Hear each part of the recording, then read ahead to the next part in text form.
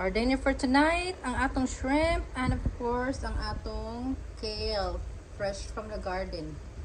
Just cooked with olive oil and garlic. That's pretty much it. And a little bit of seasoning. So, ayos. Very quick one.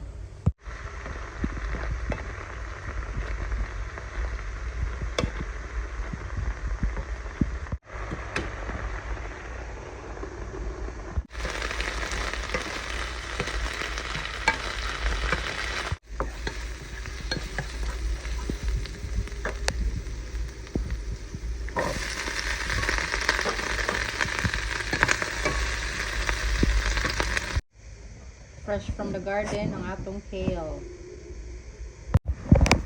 Alright, so just got home from work. So 12 hours of work. And then nagluto ta kay gigutom.